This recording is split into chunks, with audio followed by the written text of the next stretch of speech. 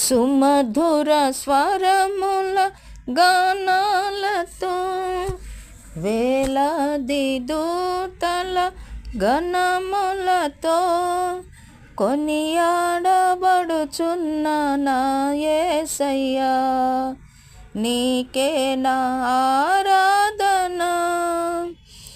మహా ఆనందమే నాలో పరవశమే, నిన్ను స్తుతించిన ప్రతి క్షణం. మహదానందమే నాలో పరవశమే, నిన్ను స్తుతించిన ప్రతి క్షణం.